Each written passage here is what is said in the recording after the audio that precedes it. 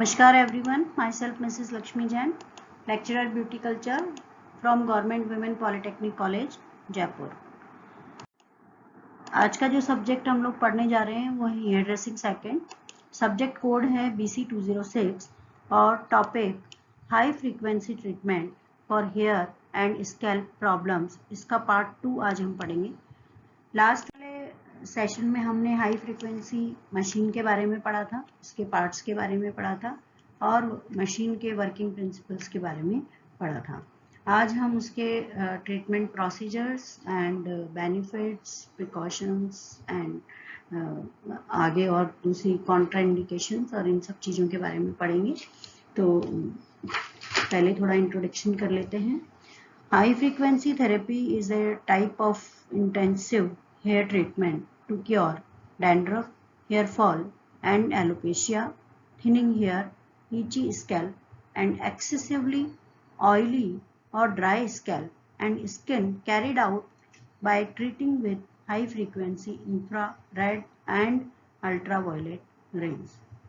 High frequency therapy एक ऐसा hair treatment है जो कि डैंड्रफ को, हेयर फॉल को और एलोपेशिया। हेयर फॉल और एलोपेशिया में ये फर्क होता है कि हेयर फॉल जो होता है वो बाल जैसे कॉम्ब के अंदर अगर आपके कितने बाल आ रहे हैं उस पर डिपेंड करता है। तो 100 बाल तो रोजाना निकलते हैं, ये नॉर्मल माना जाता है, एंड उससे ज़्यादा अगर निकलते हैं तो वो हेयर फॉल।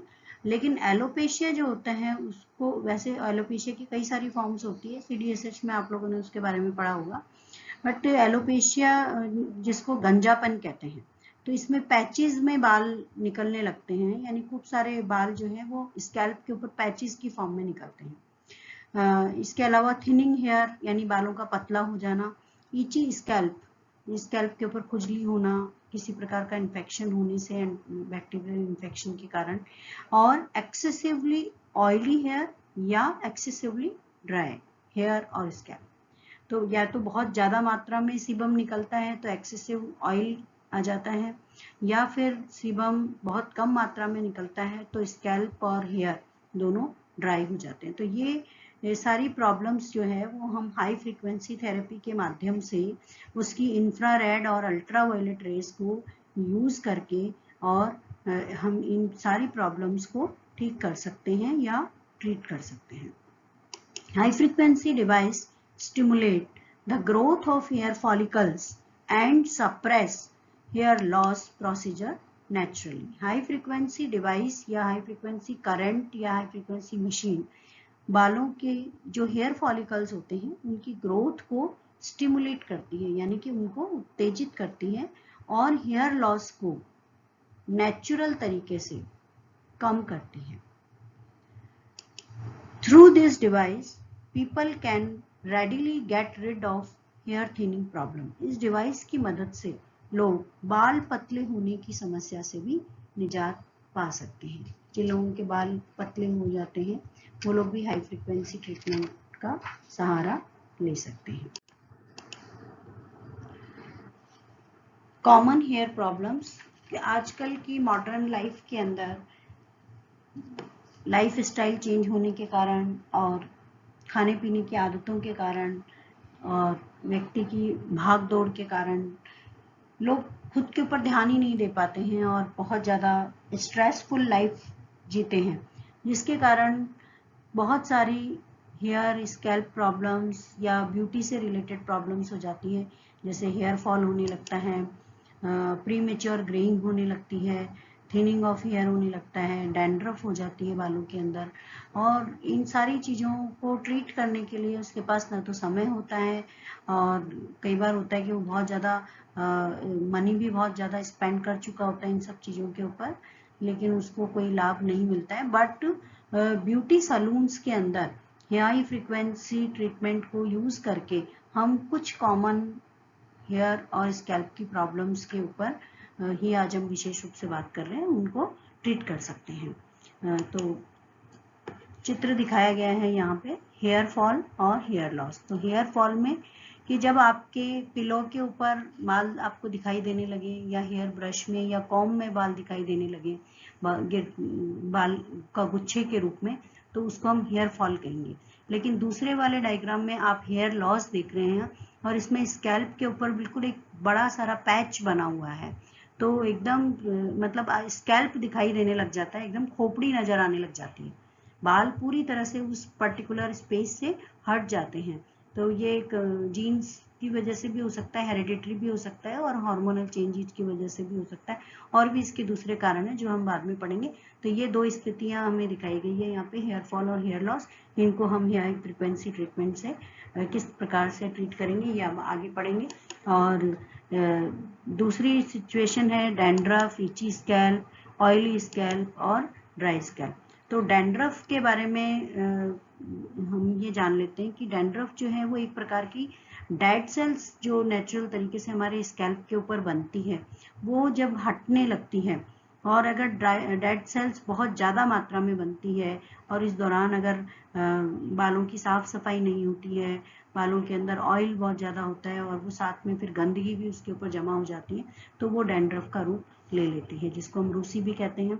डैंड्रफ दो प्रकार की होती है, दो चित्र हैं यहाँ पे, जिसमें फर्स्ट वाले डायग्राम में ड्राई डैंड्रफ दिखाई गई है जो कि बिल्कुल बालों के ऊपर से ऊपर होती है, और दूसरा वाला जो डायग्राम है उसके अंदर ये स्कैल्प से चिपकी हुई होती है, ये ऑयली स्कैल्प के ऊपर होती है एकदम, और इसके अंदर बैक्टीरियल इन्फेक्शन हो जाता है क्योंकि जो पोर्स होते हैं वो बंद हो जाते हैं और सीबम भी बहुत अधिक मात्रा में निकलने लगता है। तो ये बैक्टीरियल इन्फेक्शन के कारण ईची स्कैल्प हो जाता है, यानी खुजली चलने लगती है।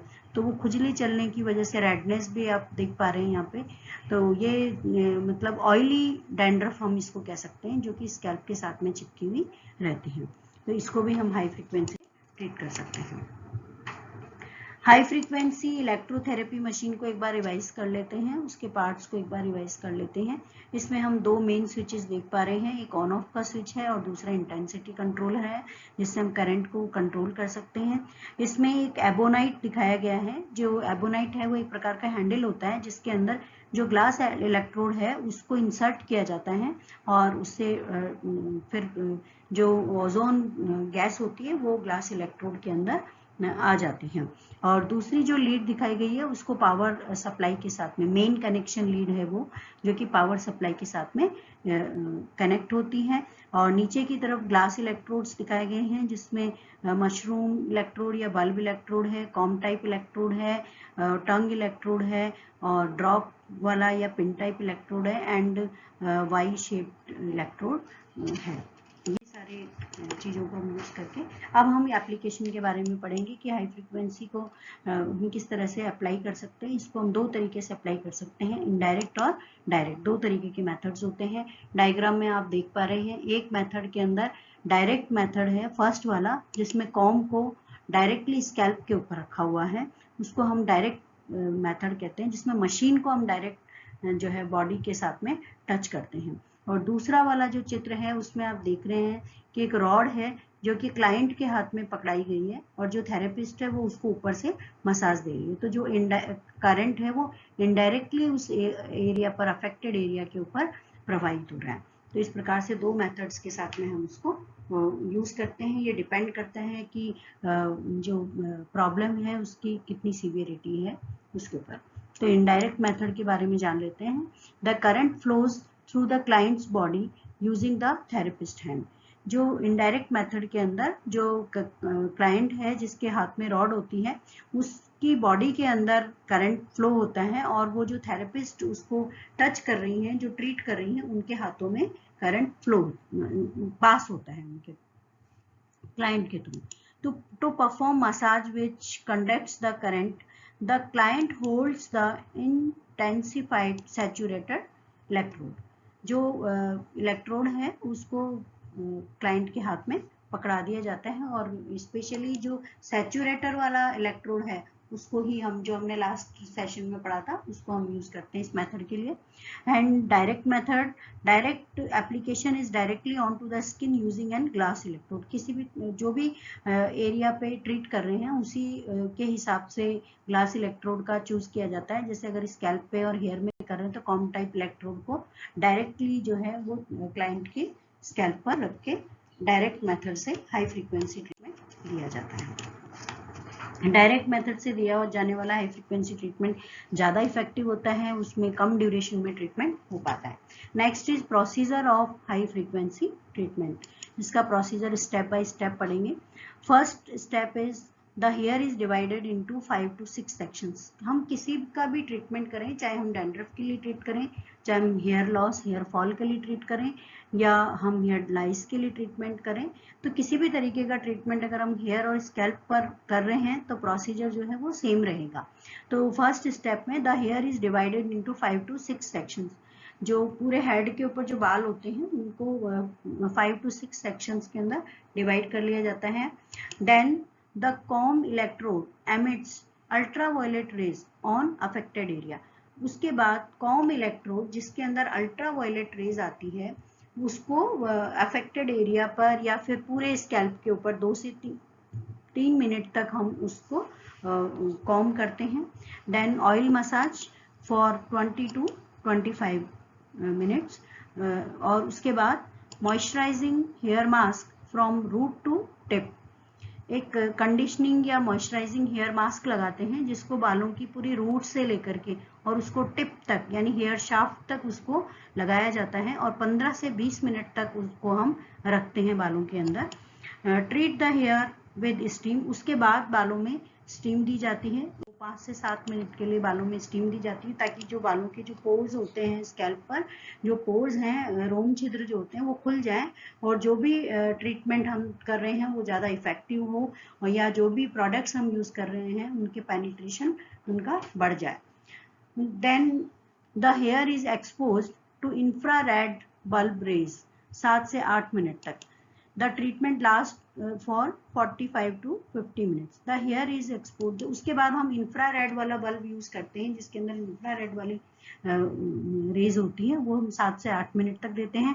तो इस प्रकार से ये जो पूरा ट्रीटमेंट है इसमें 45 से लेके और 50 मिनट्स तक का इस प्रोसीजर के अंदर जो समय है वो 45 to 50 मिनट्स लग जाते हैं। After the treatment clean the scalp next day morning. हो सके तो नेक्स्ट डे मॉर्निंग जो है वो हेड वॉश के लिए आप क्लाइंट को बुलाएं, या वो घर पे भी कर सकते हैं, और अगर उनको बहुत ही इमरजेंसी है तो आप उसी टाइम 50 मिनट्स के बाद भी उनको हेड वॉश दे सकते हैं। According to the experts, best thing about high frequency hair treatment is the fact that it does not cause any pain to the customer.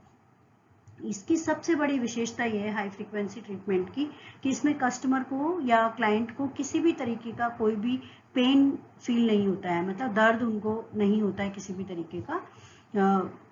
एक हल्का सा एक वाइब्रेशन होता है जिसके लिए आप क्लाइंट को पहले से ही थोड़ा सा उनको बता दें। Around 10 to 12 continuous sittings are required which must be done twice or thrice a week for maximum results from this technique. अगर इस टेक्निक से आप बहुत अच्छा रिजल्ट प्राप्त करना चाहते हैं तो कम से कम 2 से 3 हफ्ते तक 10 से 12 कॉन्टिन्यूस सिटिंग्स के लिए आप क्लाइंट को बुलाइए, और उसके बाद भी अगर रिजल्ट्स नहीं मिलते हैं तो मोर से उसके अलावा और भी ज़्यादा 10 से 12 सिटिंग्स के बाद भी सिटिंग्स दे सकते हैं। और हाई फ्रीक्वेंसी ट्रीटमेंट के साथ साथ ही आप उनको कुछ घरेलू प्रसाधनों के बारे में भी बताएं कि next is basic factor of high frequency current. Some of the basic factors on which the result of high frequency hair treatment depends are, मतलब कुछ ऐसे कारक हैं, कुछ ऐसे तत्व हैं जिनके ऊपर डिपेंड करता है हाई फ्रीक्वेंसी ट्रीटमेंट का जो रिजल्ट है वो उनके ऊपर डिपेंड करता है। जैसे एज है कि भाई अगर जैसे जैसे एज बढ़ती जाती है तो हमारी बॉडी जो है वो चीज़ों को एक्सेप्टेबल कम करती है, या जो सेल रेन्यूअल का जो सिस्टम है वो थोड़ा सा स्लो पड़ जाता है। तो अगर यंग एज के अंदर ये ट्रीटमेंट्स कराए जाते हैं तो ये ज़्यादा इफेक्टिव होते हैं। देन हेल्थ, अगर क्लाइंट को कुछ इस तरीके के प्रॉब्लम्स हैं, जैसे मान लीजिए कि उसको बहुत ही नर्वसनेस है क्लाइंट को, या उनको हाई बीपी है, तो वो हेल्थ उनका किस तरीके का है उस पर भी डिपेंड करता है कि हम उनको कितनी सेटिंग्स दे सकते हैं, और उससे ट्रीटमेंट की इफेक्टिविटी पे फ़र्क पड़ता है। Causes of hair loss, hair loss के कारणों पर कि भाई वो ब्यूटी सलून के अंदर ट्रीट कर भी पाएंगे या नहीं, या वो जो भी ट्रीटमेंट हम दे रहे हैं हाई फ्रीक्वेंसी का, वो उस किस पर्टिकुलर कॉज की वजह से हेयर लॉस था कि उसके ऊपर वो इफेक्टिव होगा या नहीं होगा, उस पर भी डिपेंड करता है।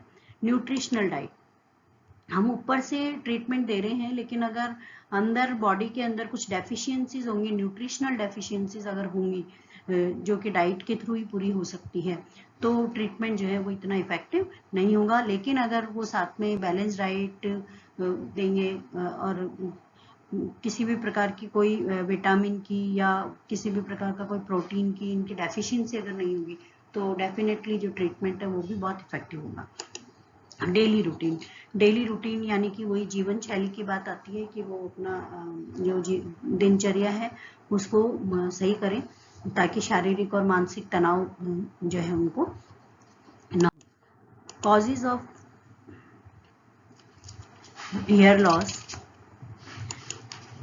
benefits of high frequency treatment, some unique benefits of high frequency hair treatments are, अब ये है कि हाई फ्रीक्वेंसी ट्रीटमेंट से हमें लाभ क्या क्या होते हैं। रिवाइटलाइज हेयर, ये बालों को पुनर्जीवित करने का काम करती है, यानी कि कोशिकाओं को पुनर्जीवित करने का काम करती है, यानी कि सेल रिन्यूअल का काम करती है, क्योंकि हाई फ्रीक्वेंसी से ब्लड सर्कुलेशन जो होता है वो इम्प्रूव होता है, और ब्लड सर्कुलेशन इम्प्रूव होने से जो न्यूट्रिएंट्स होते हैं, जो पोषक तत्व होते हैं, वो बहुत ही सही मात्रा में, सफिशिएंट क्वालिटी में बालों की जो कोशिकाएं, जो स्कैल्प की कोशिकाएं होती हैं अंदर हेयर फॉलिकल्स तक अच्छी तरह से न्यूट्रिशन जो है वो पहुंच पाता है, और बाल जो है वो पुनर्जीवित होता है और उसको नई लेंथ मिलती है।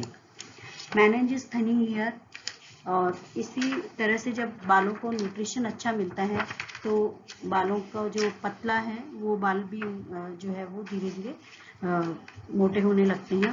न्यू सेल जनरेशन, सेम चीज है कि ब्लड सप्लाई बढ़ेगी तो न्यूट्रिएंट्स की सप्लाई भी बढ़ेगी और नई नई कोशिकाओं का पुनर्जन्म होगा। Prevents dandruff and itchy scalp, dandruff और इची स्कैल्प को, क्योंकि हाई फ्रीक्वेंसी जो ट्रीटमेंट है उसके अंदर ओजोन गैस होती है जो कि एक एंटी बैक्टीरियल गैस होती है, तो ये किसी भी प्रकार का अगर बैक्टीरियल इन्फेक्शन है तो उसको खत्म करती है, और वो बालों का जो ग्लैंड्स होती हैं उनको स्टिमुलेट करती है, सेबेशियस ग्लैंड्स की एक्टिविटी को बढ़ाती है।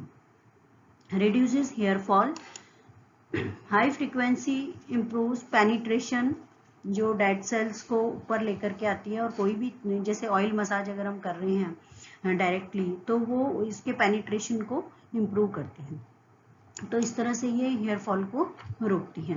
Blood, next is improves hair growth, high frequency improve hair growth, बहुत उसके अंदर वो हेयर फॉलिकल्स को स्टिमुलेट करती हैं ताकि वो नए नए जो हेयर्स होते हैं उनकी ग्रोथ करते हैं, ब्लड सप्लाई को इम्प्रूव करती है। सेम है कि न्यूट्रिशन मिलता है बालों को जो कि ग्रो करने के लिए काम करता है।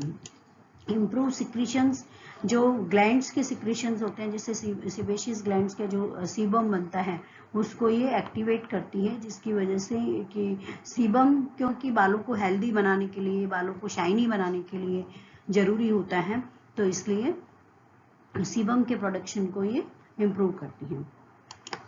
Suits mentally and physically, stress जो है वो एक हेयर लॉस का एक बहुत बड़ा कारण है, तो जब ब्लड का सर्कुलेशन अगर इम्प्रूव होता है तो ऐसे में हेड को एक बहुत ही सूदिंग सी फीलिंग होती है, व्यक्ति जो है वो बहुत रिलैक्स होता है, और जब रिलैक्स फील होता है तो मेंटली और फिजिकली दोनों तरह से रिलैक्स होता है। इस तरह से ये नर्व्स को सूद करती है। इट प्रिवेंट्स हेडेक्स, हेडेक को रोकती है, जब व्यक्ति को अगर मानसिक रूप से और शारीरिक रूप से आराम मिलता है तो डेफिनेटली हेडेक जो है वो प्रिवेंट होता है। Improves the metabolism of the scalp, और स्कैल्प के मेटाबॉलिज्म को बढ़ाती है। Then contraindications of HF treatment, जो कि बहुत ही ज़्यादा ज़रूरी है। हमने बेनिफिट्स के बारे में जान लिया कि हाई फ्रीक्वेंसी ट्रीटमेंट से हमें क्या क्या लाभ होते हैं, बट कॉन्ट्रा इंडिकेशंस को जानना भी उतना ही ज़रूरी है। तो कॉन्ट्रा इंडिकेशंस का मतलब है कि वे कौन सी परिस्थितियां हैं जिनमें हमें हाई फ्रीक्वेंसी ट्रीटमेंट नहीं देना है। फर्स्ट इज स्किन डिजीजेस और डिसऑर्डर्स, चाहे आप फेस पे, बॉडी पे, हेयर पे, स्कैल्प पे, कहीं पर भी हाई फ्रीक्वेंसी ट्रीटमेंट दे रहे हो। अगर किसी भी प्रकार की डिजीज है, स्किन से रिलेटेड, स्कैल्प से रिलेटेड डिजीज है या डिसऑर्डर है, जैसे फंगल इन्फेक्शन हुआ है या किसी प्रकार की खरोंच आई हुई है, तो आप जो है हाई फ्रीक्वेंसी करंट नहीं देना चाहिए। हाईली वैस्कुलर कंडीशंस, जिनके ब्लड वेसल्स जो हैं वो बहुत ज़्यादा होते हैं और बहुत सेंसिटिव स्किन, जिसकी कारण उनकी स्किन जो है वो बहुत ही ज़्यादा सेंसिटिव हो जाती है, उनको नहीं देना चाहिए high frequency current. And highly nervous clients, और जो क्लाइंट ऑलरेडी बहुत डर रहा हो, या तो उसको हम कंसल्टेंसी उसकी करके और उसको ट्रीटमेंट के बारे में पूरा ब्रीफ कर सकते हैं, लेकिन उसके बावजूद भी अगर वो क्लाइंट डर रहा हो ट्रीटमेंट से, तो उसको नहीं देना चाहिए। Excessive metal in the area sorry, कि अगर किसी भी प्रकार की ज्वेलरी वगैरह अगर पहन रखी है, किसी प्रकार का मेटल है या टीथ के अंदर किसी प्रकार की मेटल फीलिंग है, तो नहीं देना चाहिए। Swelling in the area, affected area जिसमें आप ट्रीटमेंट देना चाहते हैं, उसमें अगर स्वेलिंग है तो नहीं देना चाहिए। वेरी हेयरी एरियाज, जहाँ पर बहुत अत्यधिक सुपरफ्लॉज हेयर होते हैं, वहाँ नहीं देना चाहिए। साइनस ब्लॉकेज अगर किसी को है तो नहीं देना चाहिए। हार्ट कंडीशंस, अगर कोई कमजोर दिल के व्यक्ति हैं या हार्ट पेशेंट हैं या हाई बीपी के पेशेंट्स हैं, तो उनको नहीं देना चाहिए। एपिलेप्सी और डायबिटीज की स्थिति में नहीं देना चाहिए। सर्कुलेटरी प्रॉब्लम्स हो तो नहीं देना चाहिए।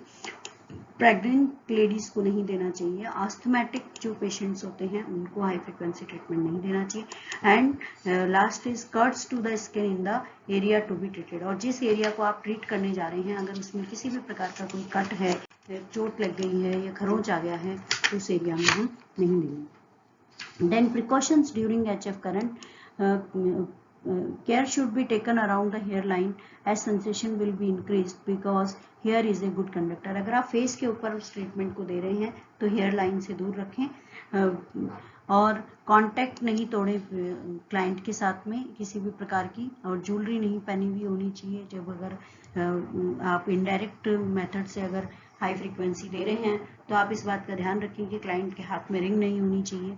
एंड क्लाइंट और थेरेपिस्ट किसी भी प्रकार की जो मेटल सरफेस है या कोई ऐसा मटेरियल है जो मेटल का है, तो ट्रीटमेंट देते टाइम उसको टच नहीं करना है। इंटेंसिटी ऑफ करंट जो है उसको बार बार देखते रहना है, उस पर ध्यान रखना है हमेशा। इंटेंसिटी कंट्रोलर को बहुत मैनेज करना है कि वो ज़्यादा नहीं होना चाहिए।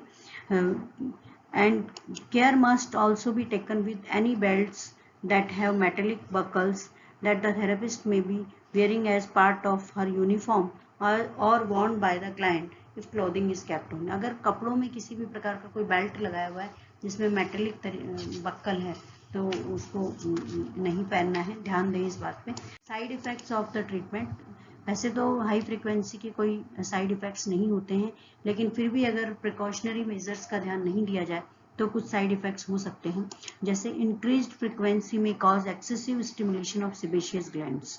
तो excessive secretion of sebum may clog pores and cause scalp itching. अगर हाई फ्रीक्वेंसी बहुत ज़्यादा फ्रीक्वेंसी है, अगर उसकी इंटेंसिटी बहुत ज़्यादा है, तो ऐसी स्थिति में जो सेबेशियस ग्लैंड्स है वो बहुत ज़्यादा मात्रा में सीबम निकालती है और वो पोर्स को क्लॉग कर देती है, और स्कैल्प इचिंग या ब्लैक हेड्स और इस तरीके की एक्ने, इस तरीके की प्रॉब्लम्स हो सकती हैं। Improper equipment handling may cause sparks and skin burns. अगर सही तरीके से ट्रीटमेंट इक्विपमेंट को हैंडल नहीं किया जाए तो उसमें स्पार्किंग हो सकती है या स्किन के ऊपर बर्न्स हो सकते हैं, जल सकती है skin. Excessive heat generated during surgery में result in dry hair after treatment. अगर किसी भी प्रकार का बहुत ज़्यादा हीट उसके अंदर आ गई है, तो जब आप ट्रीटमेंट के बाद में हेयर्स जो है उनको ड्राई कर सकते हैं। तो आई होप कि आप लोगों